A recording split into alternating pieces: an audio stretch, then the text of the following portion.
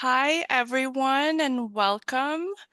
My name is Marina Tkachenko, and I am the Marketing and Communications Manager at Myriad USA. And it is my absolute pleasure to welcome you to today's webinar on Crowdfunding Unlocked. Before we begin, we have absolutely wonderful panel coming up, lots of experience in the room and really just energy, and you'll see that very soon. But please just allow me to say a few words about Myriad USA and a few housekeeping notes as well. Um, this webinar is part of the Myriad USA series on sharing best practices in fundraising, and it's designed to help nonprofit professionals worldwide to enhance their fundraising practices. Myriad USA facilitates thoughtful, effective giving across borders. We provide donors with a simple and efficient platform to support nonprofit initiatives overseas. And we also partner with nonprofits and offer them cost-effective solutions to raise funds in the US through a service called an American Friends Fund. Now, the chat today is open for your comments and reactions, and we very much welcome them. But we also please request that you submit your Q&A through the Q&A feature at the bottom of your Zoom windows, and those specifically will have a chance to post to the panelists and answer many of them live. And translation is also available through closed captioning, so please click the Show Captions button in the Controls toolbar at the bottom of your screens and select your preferred language. And lastly, the recording and any supplemental resources and materials shared today will also be shared in the follow-up communication. So look out for that. And now I am very happy to introduce today's moderator. Floyd Jones, here he is a speaker, strategist, and emphasis on community builder, helping changemakers turn engagement into long-term growth. With over $40 million raised for grassroots organizations, his work has been featured by ESPN, LinkedIn, and the Anthem Awards, and many more. He is also the founder and CEO of Back Black and global chair of Black Philanthropy Month. And there's much more to say, I think, for his experience, but I'll stop here and I'll hand it over to you, Floyd, to really open up the conversation, introduce us to the panelists, and really learn more about crowdfunding and community building. Floyd. Thank you so much. Hello, everybody. Okay, I want to know before we dive any deeper, I want to see in the chat. I want to know, where are you calling from? Okay, where are you calling from? What's your organization? In the chat, go on the bottom right corner and make sure it's pointing to everyone, not just hosts and panelists. But I want to see who we got in the house today. Okay, who is in the house? I know we're calling from all over the world. Okay, so I want to see where y'all calling from. Vanessa is in the house from Base Flow in Malawi. Come on, somebody. I love Malawi in the house. Someone calling from Rwanda is in the house. I love it. Vera from Amsterdam is in the house. Senegal, my people. Okay, I'm from Sierra Leone. Fun fact. Okay, I'm from Sierra Leone. So Senegal, you my cousin. You my cousin. Okay, I'm seeing DR in the Congo. Sonia from Athens, Greece. Oliver from Paris is in the house. Caroline from France is in the house. Hello, all my people are in the house. I love it. I love it. I love it. I love it. I love it. Okay, y'all, I'm so excited. I'm so pumped. Y'all might be like, who is this guy? He got all this energy. We don't know who this person is, okay? Hello, Dr. Fauzia from Pakistan. I love it, y'all. Yeah, keep it coming in. I want to see it, okay? Before they were like, well, we don't normally have the chat. I said, no, I want to be where the people are, okay? I don't know if y'all know The Little Mermaid. I want to be where the people are. Okay, that's me. I want to be with y'all, okay? But y'all, my name is Floyd Jones. As I said, I am a speaker, coach, and community builder. I love working with grassroots organizations, and I've had the pleasure of working with grassroots organizations my entire career. If you have a phone, you can scan that QR code, or I'll drop the link in the chat if you want to stay connected with me. But y'all, my passion goes deep. Okay, as I mentioned before, my family is from Sierra Leone, West Africa. So I grew up little old me going back and forth to Sierra Leone, West Africa, and I saw with my own eyes the power of people. Okay, we may not have had a lot, but we had a lot. We gave a lot. We gave from the overflow. We gave from the place of joy, right? And every single Christmas, I would wake up in the morning and I would see we would go around, we would give food away, we would give gifts away, and I felt like I was getting more than I was giving. And that planted a seed within me that made me understand that power is with people. Your people are your power, right? It's not about the profit. It's not about the what you can get. It's not about the money. It's about your people, right? And so this became cemented for me when I worked for my first grassroots organization. I worked for an organization in America called in Baltimore City. We were called the Volo Kids Foundation, and we provided free sports for kids across the country. Now, let me tell y'all something, okay? I might be an expert and a professional now, okay, but I was not always there, all right?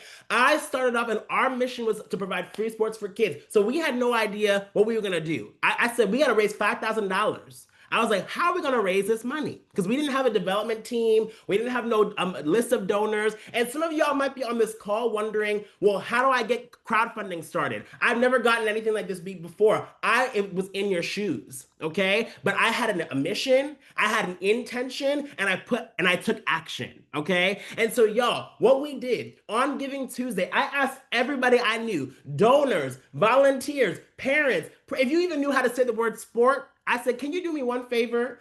I want you to change your profile picture to a picture of you as a child playing a sport. Why? Because we provided free sports for kids, okay? And y'all, on Giving Tuesday, not only did people share their profile picture, but they started commenting and they started sharing the post and everyone started getting connected. And we didn't just raise $5,000 that day, we raised over $30,000 from that campaign. And that helped me understand that crowdfunding is not about me, it's about we.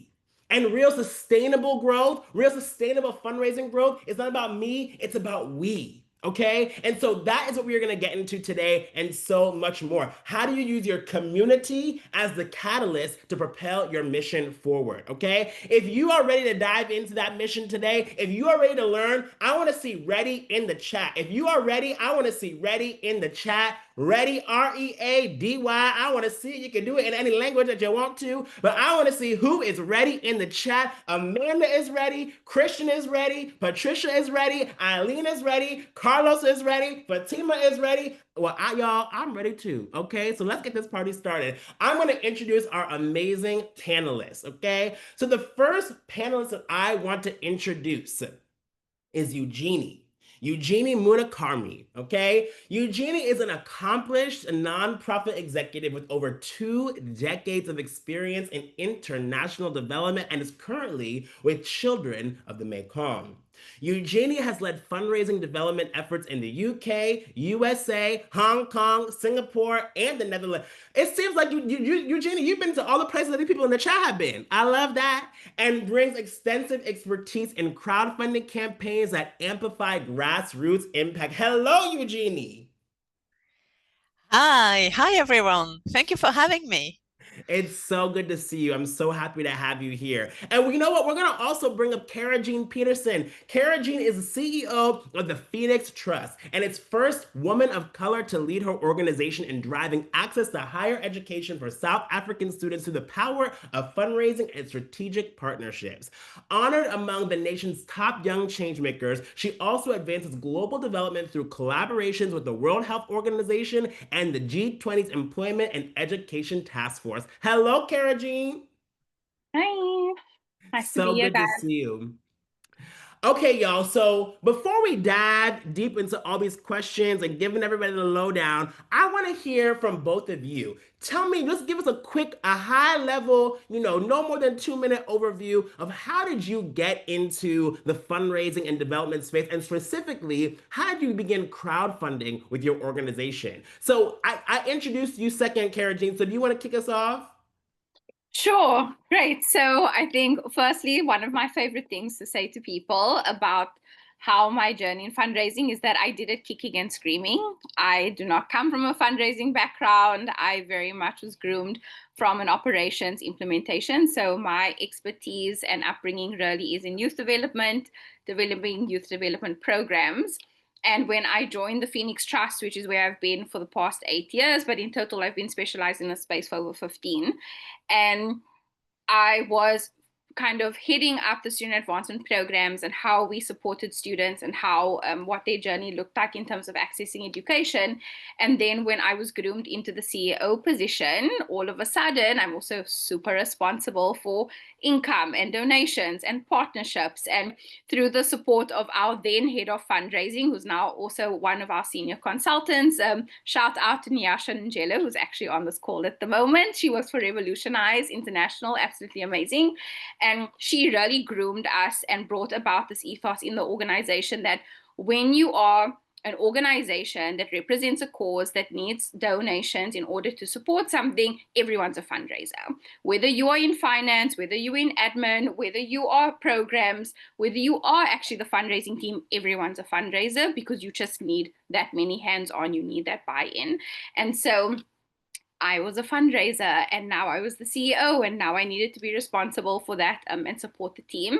And so kicking and screaming, but very proud to say, you know, my first year of the CEO, I was able to kind of get a new donor and acquire through networking, and then it just kind of snowballed from there and supported the team. And you know, over the years we've experienced over 600% growth in our income, and really it was just from following those best practices and the guidance that we got you know, from our amazing consultants. So yeah, I think for me, coming from a programmatic perspective, I understood what was going on with the ground on the ground and the needs of our students, and I was able to take those authentic stories to our donors to say, this is, you might have a certain perception of the need or lack thereof, but this is really the stories of people I've met, of parents, of students, of university staff members.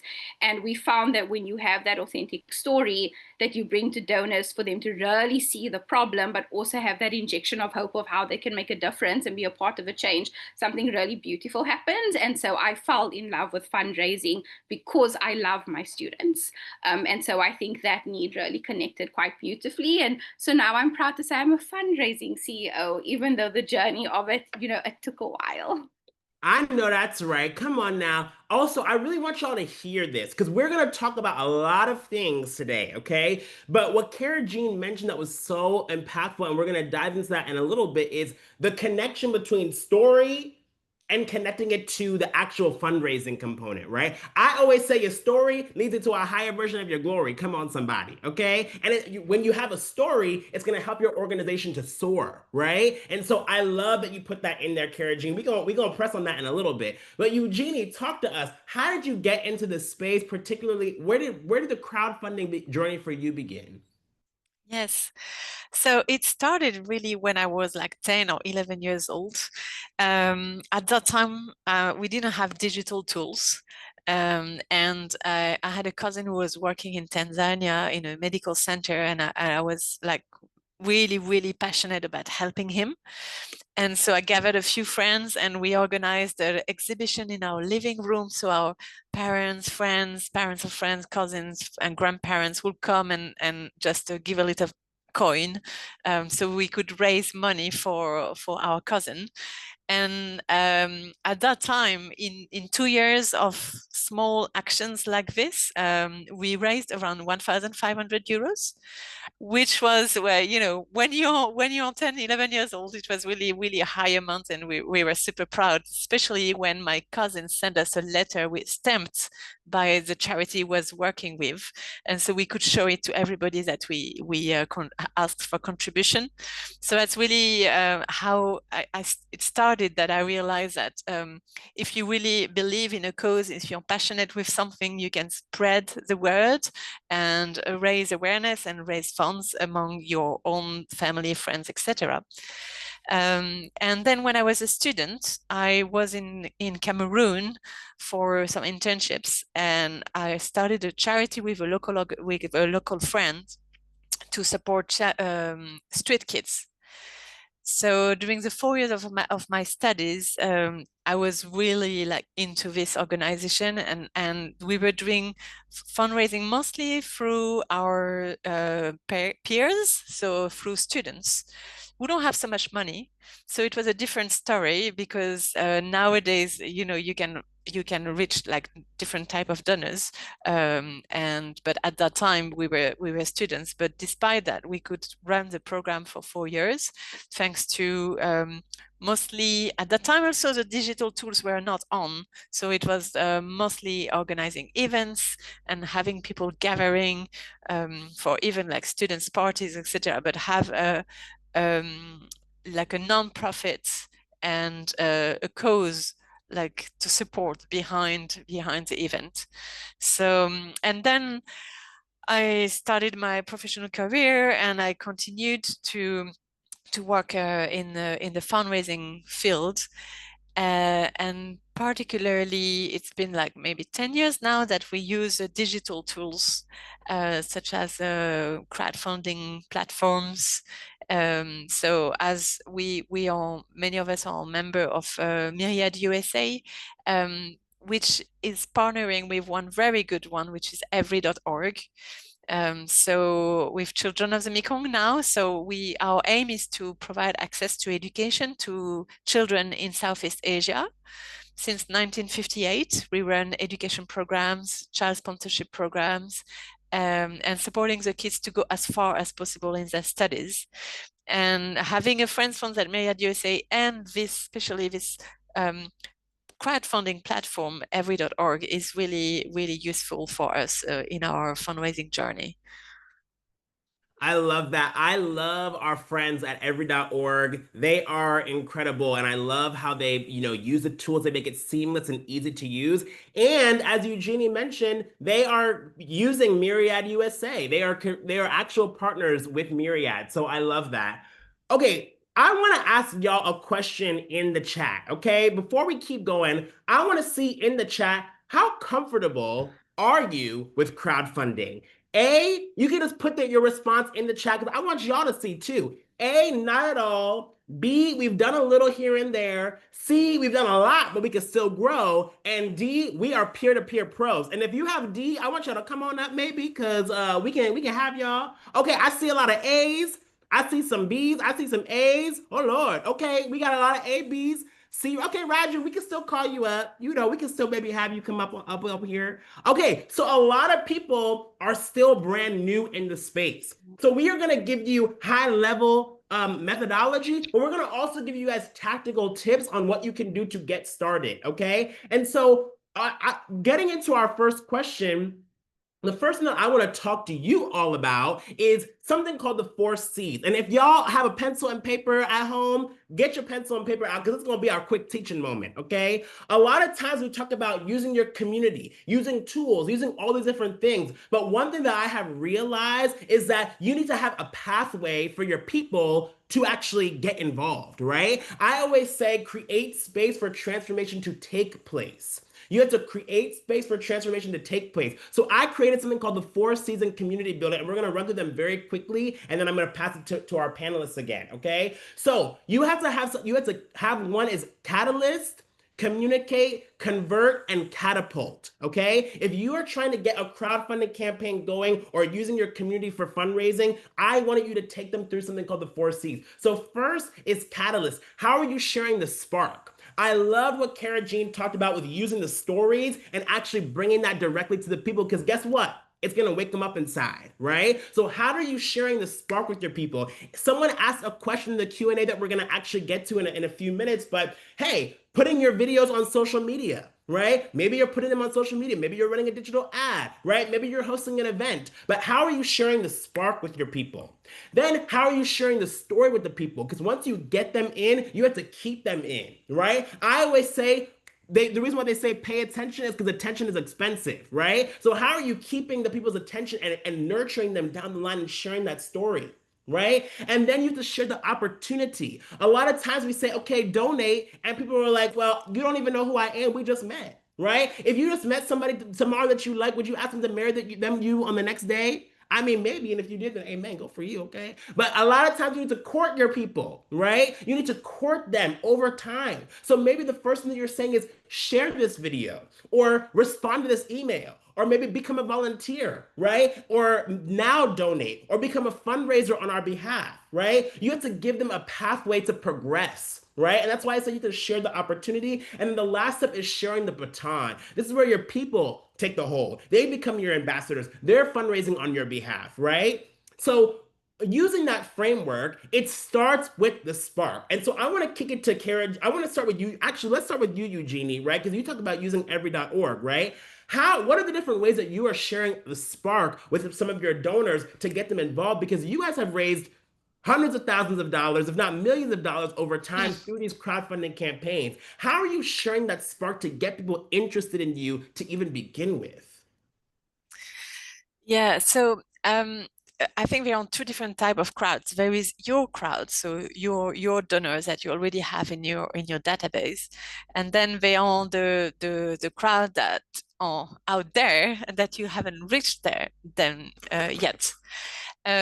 So for I mean the what works really good is as we already kind of mentioned before, it's like the stories. So short nowadays on social media is really short. People's span attention is really, really short.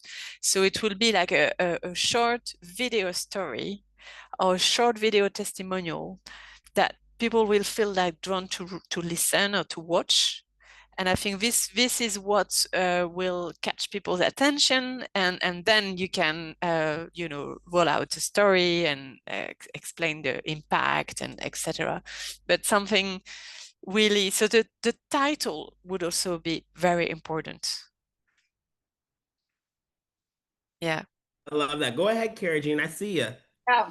Yeah. So in terms of the question around the spark, so for us it was two big things. I mean, there's a lot that's been done, but I think it really helps knowing that there's so many people that are A's because we were an A for a very, very long time. And so what we did, or at least for Phoenix, so we're based in South Africa. We support students from all 26 public universities in South Africa. And one of the things that we needed to acknowledge was, does our team even understand crowdfunding? And Mm. do our students that we're representing and the communities we're appealing to, do they understand crowdfunding? So because in South Africa, it's not understood using that word. We have different cultural and mechanisms. So we refer to it as stokvel. We have different faith-based communities that, put money together for very specific things to support each other. For example, if someone passes away or if it's a wedding. So they understand the concept, but they don't use the word crowdfunding. And so we needed to really do a deep dive into our community and our audience to be like, do they even understand what we are saying or this mechanism? And how do we educate our community around crowdfunding, around the benefit of it? So one of the biggest challenges that we had on the ground was when we wanted, so we're very fortunate in the manner that, and I know that there were some questions from the audience kind of ahead of time around tech and tools and what you do to crowdfund. So the Phoenix Trust is actually built on crowdfunding technology. We developed our own crowdfunding platform, which allows students to create their own mini crowdfunding campaign and be able to champion themselves. And we go, wow, amazing idea. But because students didn't know the basic principles of fundraising or how to apply it, they were just sitting there thinking it's a traditional bursary program where we just link them to funds and they don't need to be a part of their own solution. So there was a lot of education that needed to go around what is crowdfunding, how do you crowdfund, how do you activate your community, how do you rally your supporters, how do you inspire people with your messaging? And so very focused on education for quite a long time, both with donors and with those that we were serving, because we wanted students to be a part of their own solution and not just, we wanted to fight the perceived power dynamic between our students and our donors. So that was some of the work that we really needed to do in terms of creating that and get students excited about sharing their own story in their own voice.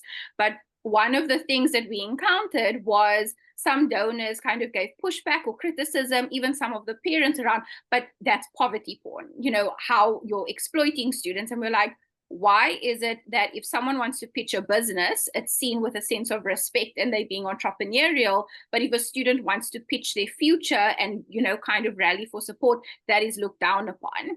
Because we're saying, education is supposed to be a human right, but the reality is it's not accessible here in South Africa. It's not affordable.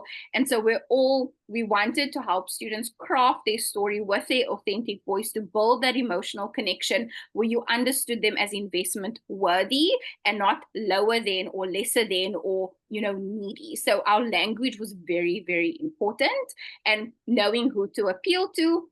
And then the other thing, which I think is really important and maybe we don't talk about enough, is you speak about the spark, but does your team have the spark internally? And so for us, we also needed to realize that our team in the beginning was very confused. We were focusing too much on the how and not enough on the why. And so we had a lot of internal conversations around why are we doing this, and the how will follow. And so we're not a crowdfunding platform. Crowdfunding is a mechanism to bring in donations to support our students. We are a fundraising organization, but ultimately our why is because we believe that access to education should not be dependent on wealth. That is an foundational why that got our team excited, and then also got our donors excited, and then also got our students excited. And so your why needs to inspire the spark, and the spark is what you do to activate your community. So your team needs to believe, your team needs to be inspired. Otherwise, it's going to fall flat no matter how you apply. So good. So good. I always say alignment determines your assignment. Alignment determines your assignment. We're talking about crowdfunding right now, but if you find that, working with corporate partners is best, work with them. If you find that grant writing is better for your organization, that's fine. But I absolutely love you had to understand the why. Kara Jean, I'm gonna press on that a little bit more because we did have a question going through, and y'all keep your questions going in the Q&A box because we're gonna weave it in as we're going. Somebody asked, an anonymous attendee asked, how do you balance storytelling with urgency? Because I heard a little bit of that in your story and how you were getting that going. So how do you balance storytelling with urgency amongst your people?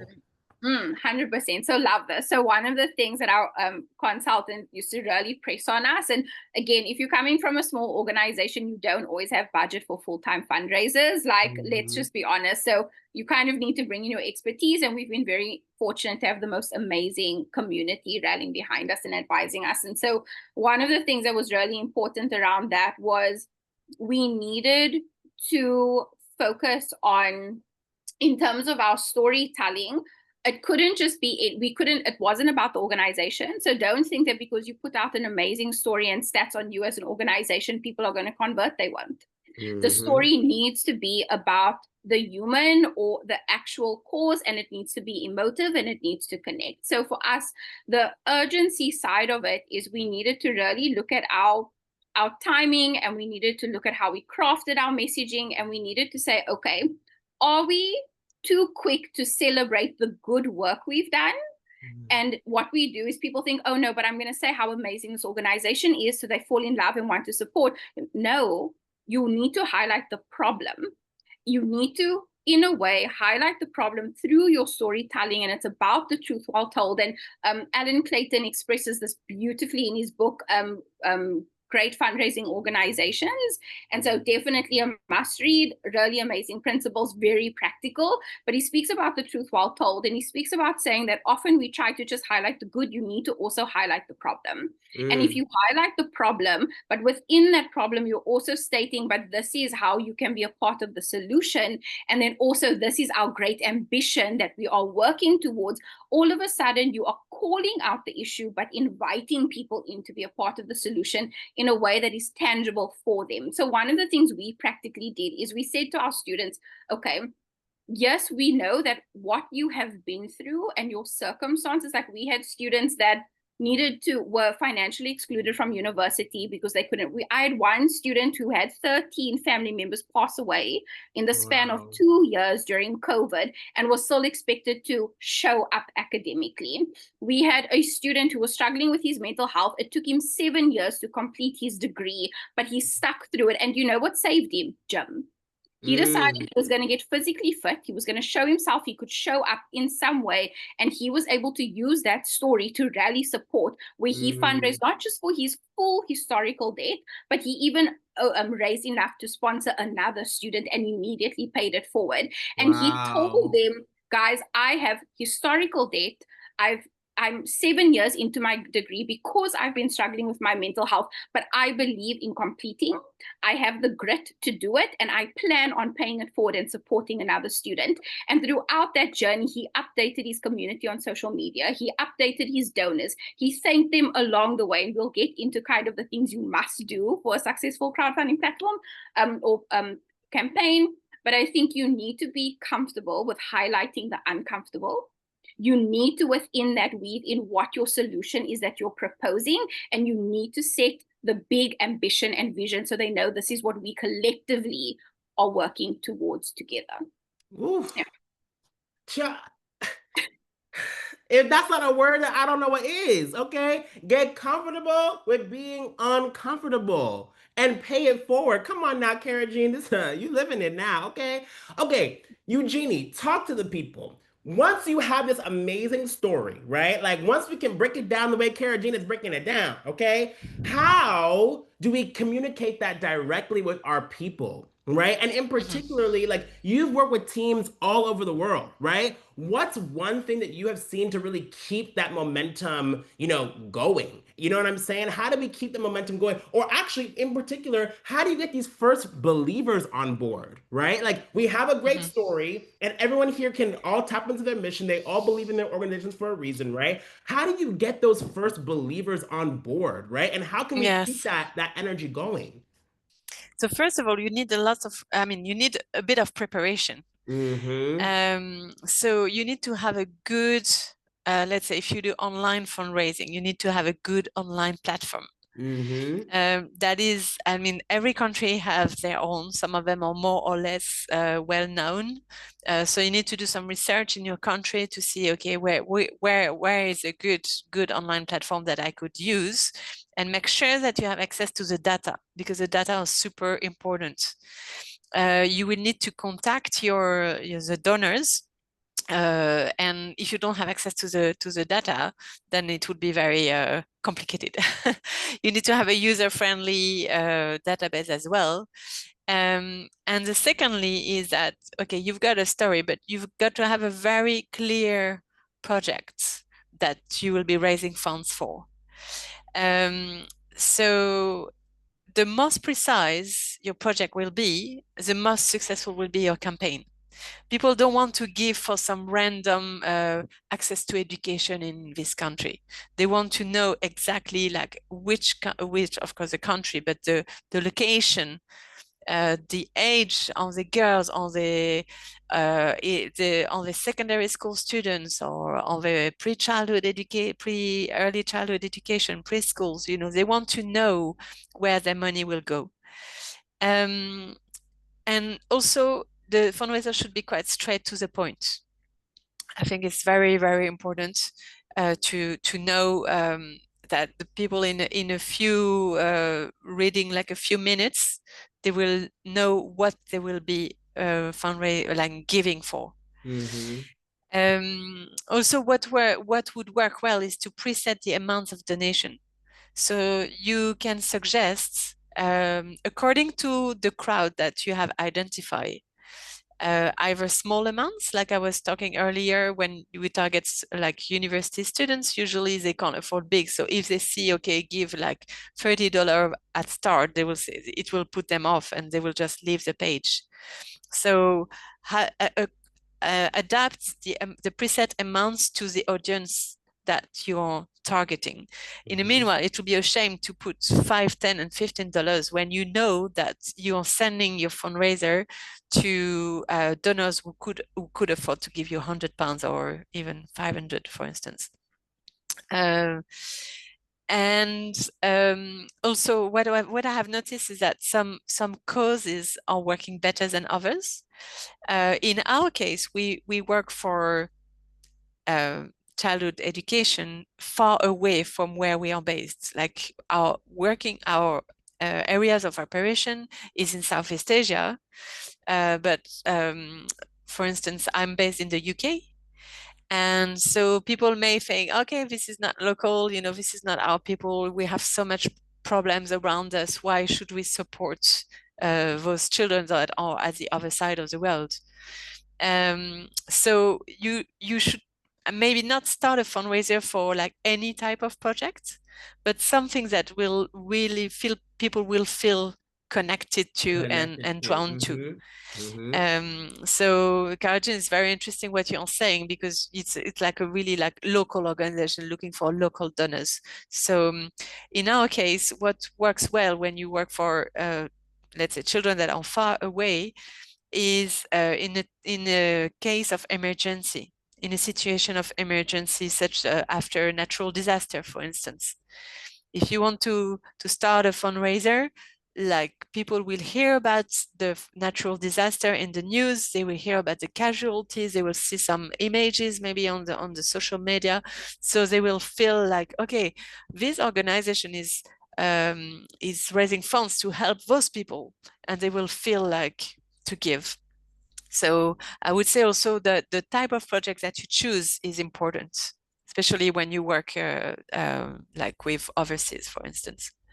I love that. One thing that it seems like you are it seems like you're saying that I really want everyone to understand is there's power in segmentation, right? You have to Mhm. segment your donor. You have to segment who you're reaching out to. You know what I'm saying? You can't just, it's not one size fits all, especially in today's data, right? You go to a website and they always ask you, do you want to accept all these cookies and brownies and milkshakes and things at the bottom? And you hit deny, of course. But guess why they're asking that? Because they're going to track your data everywhere you go. Why are they tracking your data everywhere they want to go? Because they don't want to say, okay, can you get a surfboard and you live in the middle of a desert? Mm. They want to sell you the right thing, right? They want to make sure that they're giving you the right ad at the right time in the right place, because that's going to make you take the right action, right?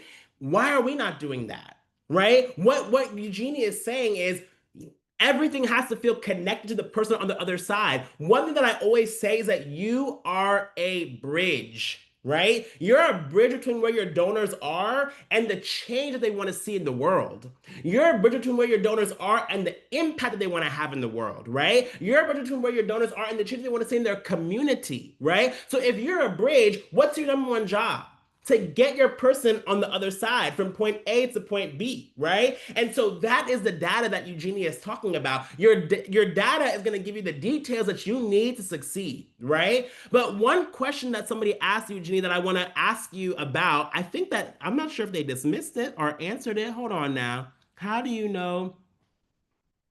Someone asked a really great question, but I see that they in the back end. Okay, I'll ask you this one. What's a common mistake? This is for you, Eugenie. What's a common mistake you see nonprofits make in the preparation stage, right? And how can they avoid it? Because you talked a lot about gathering the right data and whatnot. What's a mistake that you're seeing people make Mm. but Yeah. in that preparation stage that helps them not be to successful? I think it's not enough preparation is a mistake. And not Mm. thinking through your fundraiser before, Hmm. and not going through your data, the segmentation, choosing the right platform, choosing the right projects, etc. I think it's also when you just launch a fundraiser and don't have a set end date, that's also a mistake. Because Hmm. having a set end date makes it much more efficient, because you can create a momentum. So let's say you give it 1 week, or you can give it 1 month according to the type of project you raise funds for. But Hmm. you in your communication, you can keep on reminding, okay, there is 6 more days to go. Okay, tomorrow is a closing date, so people feel like, okay, I need to contribute now, because procrastinating is the first thing that we all do, saying, oh, I'll do that later. But when you have an end date and a momentum, it really helps to be more efficient in your fundraiser. I Mm. love that. I love that. Kara Jean, I want to bring it to you for a second. You're working with a lot of students, and the students are getting their own campaigns going, getting them launched, tapping to the people in their inner circle and whatnot. Talk to us. How do those, those first believers, how can nonprofits turn their existing supporters into true champions and spread the word Mm. to bring others on board? Talk to us about that. Right. I'll definitely. So even before I dive into that, I want to make an extra comment on what Eugenia has said around sense of urgency. And we Mm, have found the same thing, that if we are not clearly communicating that there's a start and end date, then people think yes. I can just get around to it. Even our students, if we look at when our students are most active, it's when they are in critical crisis mode. So in the start of the year because they need to register, or towards the end of the year when they need to graduate. So those are Mm, the times we know our students are most active. And so how do we capitalize on the time? Because we need to meet them where they're at. And throughout the year, their focus is more on, I just want to get through my studies. I just want to focus on my exams. So during that period where our students aren't as active, we either need to find ways to activate them better and remind them that fundraising takes time, it takes planning, it's over a period, it's not going to happen tomorrow. But mm, also it's the best time for us to mobilize our expanded community. So that's why we as an organization also have our own set campaigns on the students' behalf, utilizing their own voice and their own stories, and making sure there's always a face to the cause. It's not this no-name cause where you've built no emotional connection and it's a generic story. It's never going to convert. It's not going to land. And so so I think definitely to Eugenie's point, we've seen the same thing. Is just looking at your data on the ebbs and flows of when your donors are giving and why they are giving, and then also looking at, and it could be, if you're a global organization, it's one thing. We're local, so we know there's certain local holidays where people are more open to giving. So mm, Giving Tuesday is seen quite differently in Global South than in Global North. But one of the mhm, things in South Africa specifically that's very big is Mandela Day. And that is almost our Giving Tuesday, where that's always our most successful fundraising campaign, because people almost wait for their like feel good, pay it forward moment on when it's Mandela Day, because he was one of the most amazing presidents and leaders we've ever had. And, he mm, was so influential in our space. So people save that moment and that donation for that period. And so mm, you have these moments, but how do you, through your storytelling of how big the problem is, create that sense of urgency? And mm, then in terms of your community and how you expand, I think you need to be very realistic with who are your supporters and who are your maybes and who are your nevers. Because so mm, often we can spend too much time, and this is another thing our consultant taught us, is we were wasting resources, spending too much time on the nevers and feeling quite demotivated. We needed to rather, because we think, oh, we've got 1,000 donors that have registered on our database, but of that 1,000, only 40 are giving. And let's just pump resources into the balance and see how we can convert them. But the 40 were doing the most amazing work. They were saying, how can I get involved? Can I mentor a mm, student? I want to do a birthday campaign. And so rather look at yes, you want to build leads. Yes, you want to build the network, but your core champions are the mm, donors that are giving. They can get more champions. They can be your referral. So how do you invest time and make sure that they feel seen, they feel appreciated, they understand that their giving is part of a bigger impact, and then have a conversation with them on, what, can you refer 5 friends? Or is there something important happening in your life that we can do something with? So for example, we had donors come to us and say, you know what, I've supported a student, but I also want to mentor. Can you connect me? And once mm, we did, they're like, look, I will continue supporting you because I love the work that you did and you are open to collaboration. Another donor said, I have a birthday campaign. I don't want people giving me a gift. I want them giving. Can I set something up on your website and I will push it? So really, it's not always about going outside. It's about looking inside and saying, how do we better equip those who have already bought in and make sure that it's led by the community? Sometimes we want to do it ourselves. You don't have the capacity to do it yourself. You need to multiply your impact through partnership. So rather focus on equipping your ones that are already believing ones, equip them and let them spread the word and rally more champions, and make sure you are quick with a thank you, you're quick to acknowledge, and you're quick to share impact, to just mm. keep that momentum going. That is so good. Also, Kara G said, "Don't always look outside, look inside." That's a lesson for life too. Come on, somebody. That's a lesson for your life. Kara G. Also, let's double down on that for just a second. Mm. How can people sustain the momentum? Because one thing that I've seen over and over, you're gonna get the people at the beginning, you might get them towards the end for that urgency, but how do you keep them throughout? What happens when maybe a student starts a campaign, but then it starts to stall and they're not reaching that finish line? What are some tips that organizations can do to really push that momentum across the finish line? Yeah. So I think this definitely comes back to something Eugenia was also saying is preparation. And I think often we go into things without an engagement plan. So we're like, we're going to launch this, we're going to do a few posts, we're going to get all excited in the beginning, but there's not a strategic plan on these are our touch points. This is the cycle. We're doing this over X amount of days. We're going to send out X amount of emails. So we find that our students and some of our donors are more engaging on WhatsApp.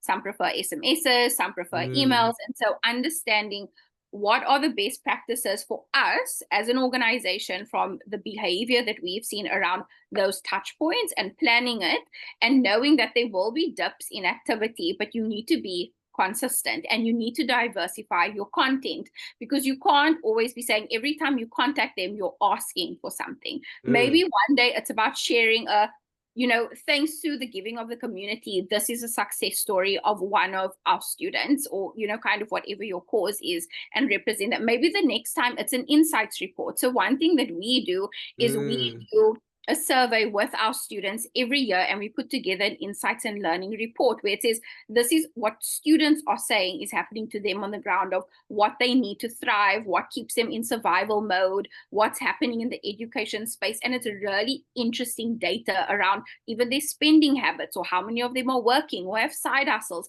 So we take snippets of that and we share it with our donors to be like, this is just some, coffee table reading. This is what your community that you're supporting is doing. Would love to hear your thoughts on it. So I think look at how you can diversify engagement with them and be consistent. Don't give up. But also, again, I think it's about mapping out what is our timeline on when someone is a never, when someone's a maybe, and when someone might convert.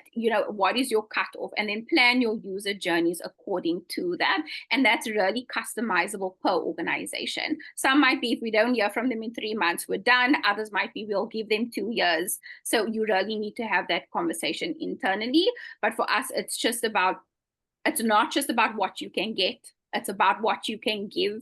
It's about mm, doing your research and understanding what they care about. We stalk our donors on LinkedIn. Like, we want to know, what posts are you sharing? What are you interested in? Where did you study? What is your background? What sports do you do? And you want mm, to share things that are also going to appeal and interest them, because it's not about you. It's mm, about your donors and the community that you are serving. So you also need to put your ego aside and mm. actually invest in understanding them and connecting them with the cause that you believe in. This is so, so, so good, yo. And I know we're only scratching the surface, but make sure you check your emails because towards the end, we're going to send a recap of all this stuff. I even have a workbook that can help you figure out what segment you want to work with first because it's so important, right? So before we go and open up the floodgates to even more Q&A, let's land the plane a little bit, okay? Say you had a successful campaign. All the people who were A's, they are now Z's because they just said, listen, now I know my ABCs. Okay, I know how to crowdfund. I'm ready to go. Okay. Talk to the people about how do you finish strong, right? So once the donations stop coming in, what's the first thing that you do to keep the supporters engaged for what's next, right? How do you keep them engaged for the next step? And I'll let anybody take that. Maybe Eugenie, we can start with you. Yes, so the first of all, like communication, communication, communication is super important, and not through only one channel. Mm, Because some people may not read their email, or it might end up in the spam folder. So it's really good to communicate through different channels. So we talked about WhatsApp, like email, social media, so that people can keep on hearing about your organization and about the impact that they had through their donations. Um, Also, what I would like to add to the point before is, like, if you manage to get a match funding pot, mm, this is also a really great way to be for your campaign to be more efficient. mm, So what is a match funding? Is like you look further, I mean, before starting your campaign, you look for a donor, like it can be a major donor, it can be a company, it can be a foundation who would like to pledge a donation. And you will base your campaign based on the amount of the funds you want to raise based on that pledge. So let's say if they pledge, let's say $5,000, you do a fundraising campaign to raise $5,000. And so you can tell all your donors and your community that every pound, every dollar that they will be given will be match funded, will be doubled. And this is also super efficient to run a successful fundraising campaign, because it's a great I can't find the word, but it's a great way, you know, to raise funds. I love that. And Cara Jean, you know, what's one simple high impact follow-up activity that nonprofits can bring into their plan from day one? Like how can they really get on the ground to keep that follow-up going? Yeah. So I cannot stress this enough, the power of a thank you. It is exceptionally important, and not a generic one, not like a donation happens and you have an automatic email that pops through and says, thanks for your donation. I'm talking about a heartfelt invested in. There's so much you invest in finding the donor and converting the donor. Why are you not applying the same amount of effort in retaining them through a place of gratitude? And one of the things, for example, that we explain to our students, so what we do is when our students receive donations, we ask them, can you know, your donors have made an investment, what would you like to say to them? We will pass the message on, because for kind of protection reasons, we don't let the donors and students speak to each other directly unless it's set up formally. But from a kind of mass thank you scale, we have a team that sends out requests to say, a donor's made a donation. Would you like to say thank you? Can you send us your story? We also ask them, give us an update. How are you doing? What are you busy with? Send us a picture of you, you know, at the library. We would love to share it. And they put together the most heartfelt expressions of where they are at, what this donation has meant to them and their families, and we pass that on to the donor. And donors have been brought to tears many times. And just understanding like, wow, this really had an impact. And I've been a part of a collective, but what we found and expressed to our students is your thank you or your expression of gratitude, it's not a power dynamic thing. It's your way of paying it forward. Because of that gratitude, the donor's heart is further unlocked to want to give again. And it might not be that student that needs to be on the receiving end, but it might be another student. And we have donors coming back each year to support a student because of a thank you they got 3 years ago. And because they saw how that student graduated, and now they're working on the front lines, you know, at a hospital. And so I think we really position it as a sign of gratitude is so important, because it unlocks the opportunity to give again. And so if you want to end strong, you have to make sure a thank you is a part of your ending strong. Otherwise, what are we doing then? So good. So Yes. good. So we have 5 minutes left, and I want to ping the Myriad team. Do we have time to dive into some more of the Q&A, Myriad team? Lloyd, we do. You have about 3-4 minutes. Perfect. That will be helpful, and then we'll close off. Yeah. Perfect. Awesome. So Claire Arnold asked a really good question. How do you get feedback on the use of donations to your donors? Like, what's a best practice in terms of sharing that feedback and letting them know the outcome of the campaign? Yeah, I would say if, as much as it is possible to do, to write personalized email. So, dear first name, you've donated and you write the amount they've donated as part of this campaign. And so they really feel that you are thanking them and not just someone, you know. So I think this is really powerful. And another thing is that we try to run the campaign every year at the same time. So donors will be kind of expecting that a campaign is coming, and some of them will be waiting to make their annual donation as part of this campaign. I love that. Cara Jean? Yeah, so I think also similar, we have a comms plan so that we work very closely with. And so for us, it's also about we've got quarterly newsletters that go out to our donors and our students. And so if there's a standout campaign, we make sure that that's included. There's a feature of, this was how much we raised and this is the impact that it's got. And so I think in addition to your personalized communication to your donors, you also want to celebrate it amongst the mass community, because that might unlock that more people want to get involved next time or when the next campaign comes about. So I think we celebrate it publicly on our social media platforms. We do it kind of within the email social media space, which can be a little bit more intimate. We also bring it up when we meet with some of our high net worth individuals. So you're taking them out for a coffee or you're having a sit down and be like, I just want to give you feedback, thanks again. I mean, our board of trustees, I even send the campaigns to our trustees and I'm like, time to donate. And then when I check the list and I see did all my trustees donate, and then I send them a message and be like, thank you so much for the support and this is what you guys did. And we send pictures of kind of the campaign and how things are going. And so yeah, I think it's really important to give that feedback and make sure that you're highlighting this was the outcome at the end of it and this is what we plan to do. It also speaks to community accountability and builds further trust. So you have to make sure that your feedback is there to close the loop. So good. And I think that that's one thing and a note that we could potentially close on, because I know the Myriad team wants to come in, is you're not following up just to follow up.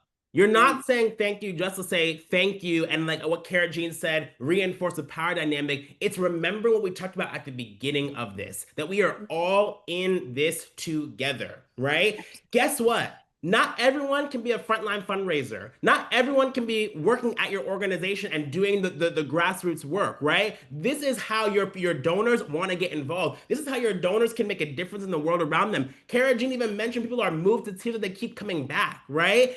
People want to be a blessing.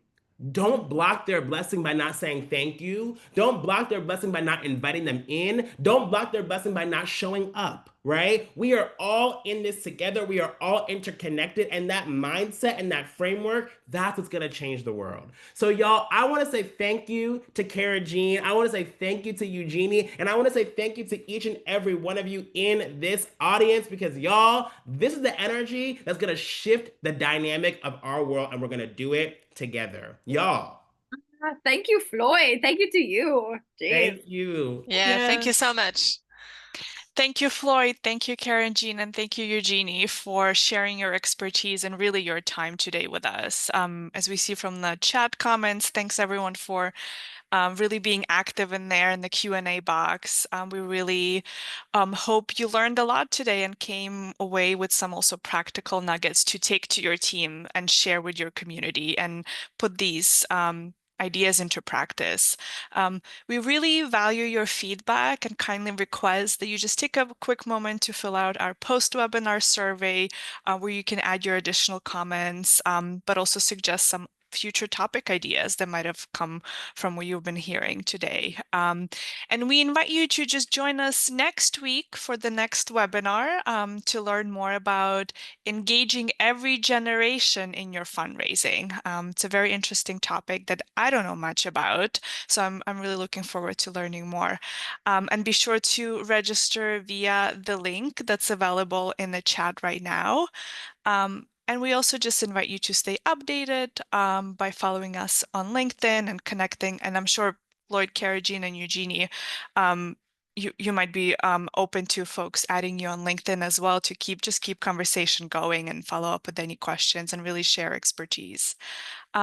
Yes, thank you so much. And we really look forward to seeing you again at our future events. Have a good rest of your day, evening, night, wherever you are. Yes, thanks again. Really appreciate all of your time. Thanks so much, Okay. everyone. Bye. Bye. Thank you.